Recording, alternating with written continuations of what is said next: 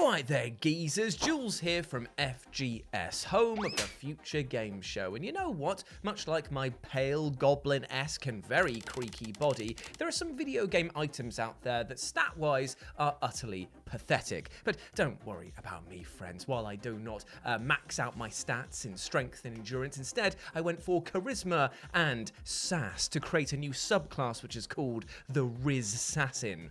Yes, I'm very proud of that joke. I'll put the build notes in the description as well.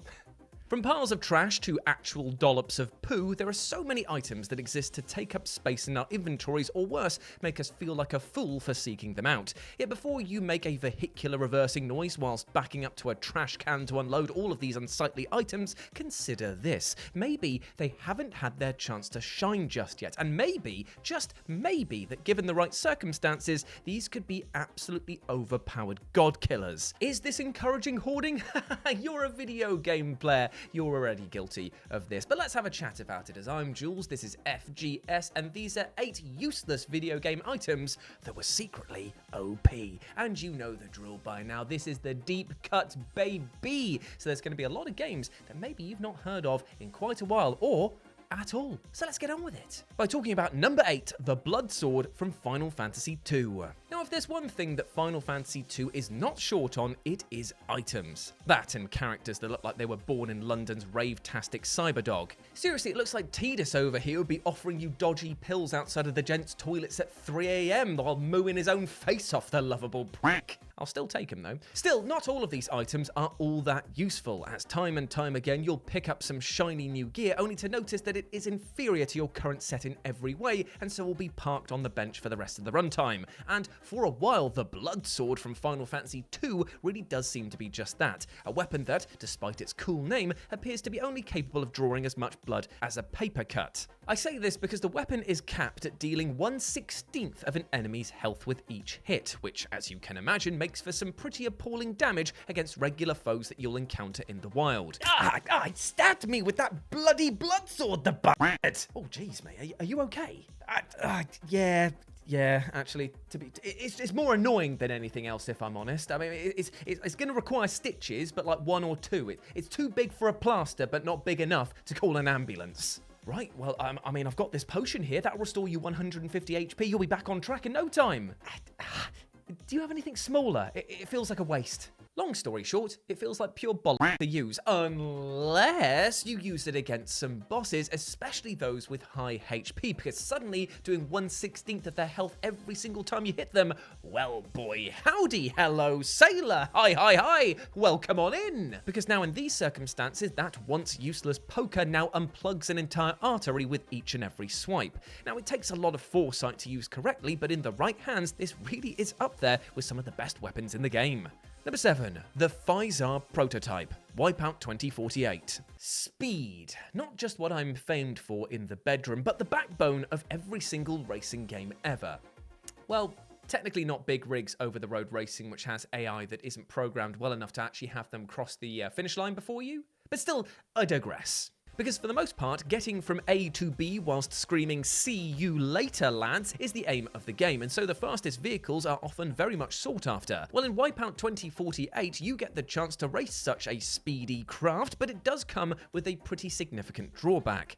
The Physar Prototype is listed as being the fastest ship in the entire game, with a top speed that will make other racers shrivel like a cold day in the space shower. However, in a weird twist, this prototype also has the worst top speed in the entire game as well. How is this possible? Has the world gone mad? Is up down? Is left right? Do I suddenly have a full bountiful head of hair?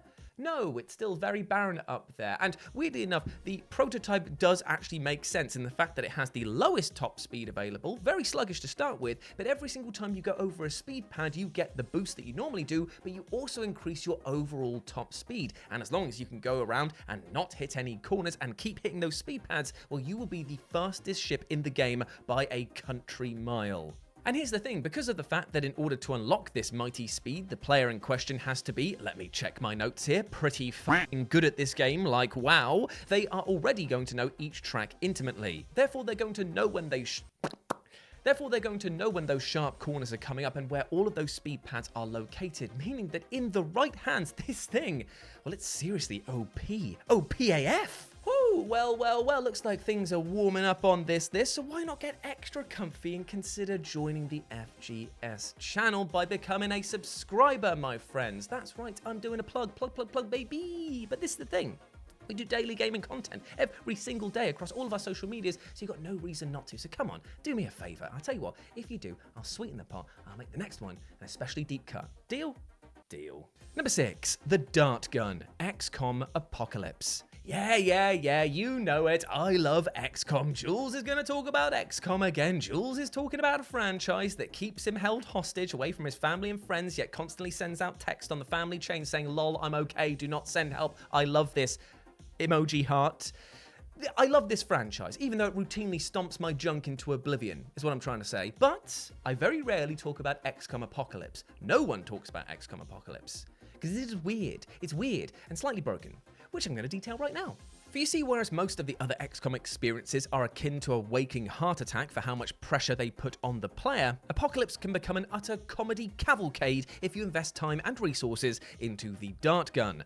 Now, in a game where aliens can reduce you to piles of ash in seconds and where not even 3 feet of concrete can protect you against blasts, bringing a dart gun to the battle might seem like the worst idea in the world. And you know what? It is! Because at first you'll stand a greater chance of your enemy dying from falling through the floor thanks to the weight of the darts impaled in them rather than the actual damage they do. Yet, if you stick with the research, hunker down, and kind of ignore the world exploding around you, you'll eventually gain access to poisons which absolutely blast apart the constitution of E.T. and his dodgy mates. Plus, the darts also bypass alien shields, and you can dual-wield the dart gun, meaning you can kick out a needle storm so vicious that Aki from Street Fighter is sweating antidotes to the sheer poison power that you're presenting. So yeah, you keep your energy beams, your rockets, and your high-tech armor, because I'm about to shoot you up with more sickness than Davy Draymond with whooping cough. That you bastard. Number 5, Rusted Weapons, Dragon's Dogma. Well, I'll tell you what, friends, I've not had enough of the toxic stuff, so let's talk about Dragon's Dogma and, more importantly, the Rusted Weapons, which have got your filthy needs covered with a terrible branch of weapons that can inflict some rather horrific ailments on your enemies. Now, rusted weapons, as the name suggests, aren't something that you'd ideally want to bring to the battle, seeing as wooden spoons have got sharper edges. Yet before you relegate these atrocious weapons to toast buttering duties, maybe take a look at that Hovis a little closer, as it's got a secret additional ingredient in the form of a whopping chunk of tetanus. Tastes like crisp dirt. And sadness. Yummy. Yet you know what tastes infinitely better than that? Success, my friend. And you will be feasting well should you put the time and effort into upgrading the rusted weapons. Not once, not thrice, but twice. This is because the first upgrade will imbue rusted weapons with poison, and the second upgrade will unlock the power of torpor, which, while sounding funny, is anything but, and I'll detail why. Because this ailment, it makes you move at 50% speed on all animations, including I'm not going to do that, including falling, and now you can see how this is going to stack up, right? Because once you've locked an enemy into a slow motion tailspin and then are starting to stack poison on top of them as well, there is no coming back from that, especially when you start equipping other people in your party with them. It's just like, batter him, just batter him, make him contract some horrible illness. Ow. I mean, does it feel good to take down an enemy with this game's version of tetanus? Not really, given the grand scale of this title, but you know what? Dead man to cause tell no tales, mates. I'll tell you what, your secret's safe with me. You get your rust on, my friend, you dirty, crusty bastard. Number 4, Graham, Magicka. So I won't lie here. In Magicka, you're not really using hand-to-hand weapons all that much, because as the name of the title suggests, you're going to be using a lot of spells in order to dish out damage, and there is something supremely satisfying in calling down an asteroid on top of your enemy while just going, bye!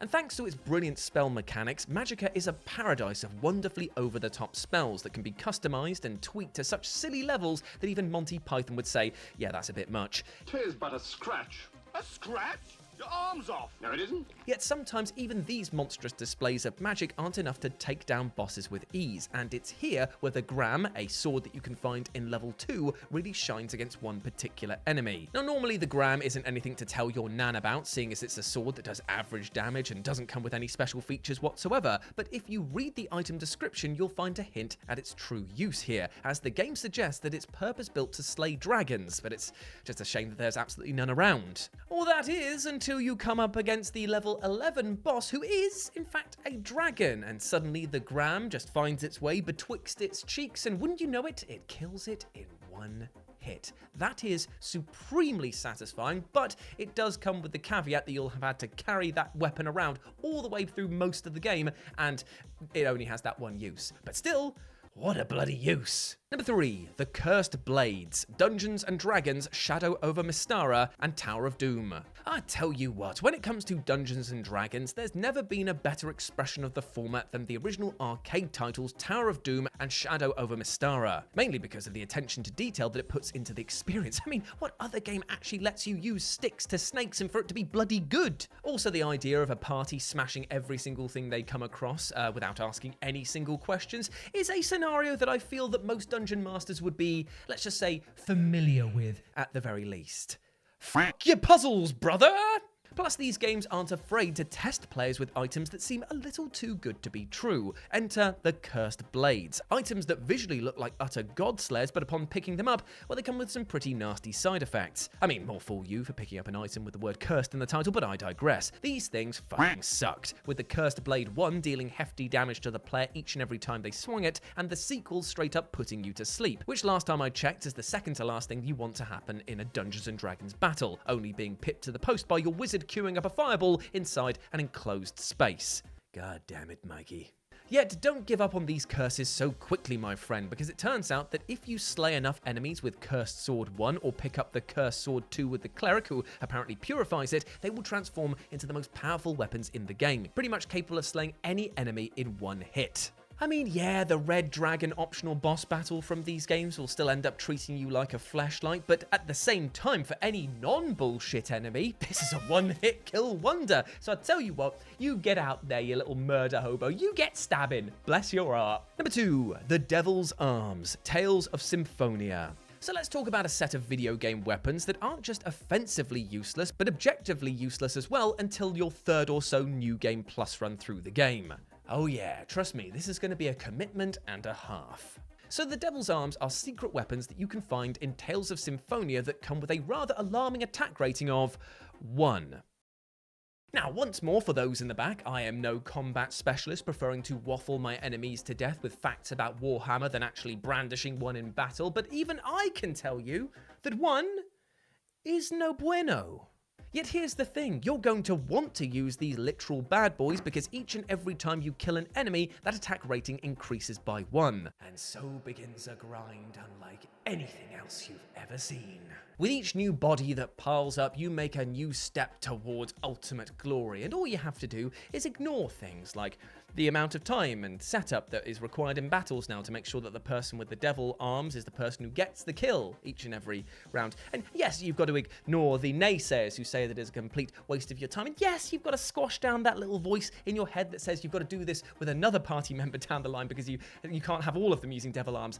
Oh God, I'm going to have to do this again, aren't I? I'm going to have to do this again. Just ignoring that, because look, after 3 runs or so throughout this game, these weapons will be capable of one-shotting enemies and even some bosses as well. Was it worth the time and effort?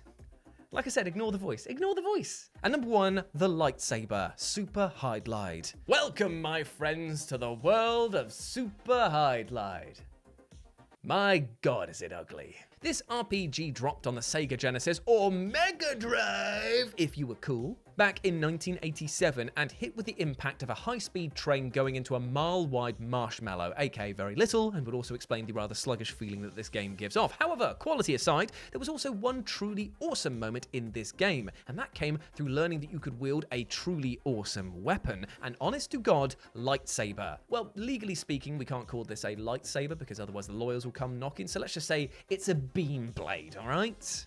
Yet the only way to get this beam blade was to carry around an utterly unremarkable weapon in your inventory in the form of the silver sword. Now, while the silver sword looks impressive with its mighty attack stats, the weight of the sword is going to mean that your inventory space is limited at best, and when you're fighting enemies that can rinse your health, and the fact that you can accidentally drop quest important items in an effort to make space, this is a woeful payoff for the damage. However, if you lug this shiny bastard with you to a holy city and then to one of the final areas of the game, you'll be rewarded with the beam blade, which will cut enemies like they were made of warm butter and you were the hot knife trend from ye olde YouTube. It's incredibly fun to use, possibly more so because of the quest you've gone on to get it, and now you can obliterate any enemy that stands before you in just a few hits. Plus, it weighs considerably less than the silver sword because light, it don't weigh that much.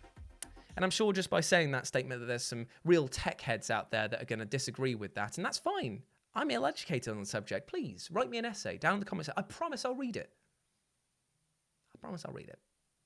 Anyway, cut me some slack, guys. You know what I'm on about. Right. And there we go, my friends. Those were 8 useless video game items that were secretly OP. I hope that you enjoyed that, and please let me know what you thought about it down in the comment section below. And if you want to follow me on the social medias, you can do so over here. And if you want to follow my lovely editor, Kayla, you can follow her on the social medias here. But before I go, I just want to say one thing. Even though we spoke today a lot about useless items in video games, you, my friend, are anything but. You are a potent powerhouse of positivity, and I hope that you treat yourself well with the love and respect that you bloody well deserve, all right? And do not let anything or anyone else tell you otherwise, because you are a massive ledge. Now get out there and smash your life goals. I believe in ya.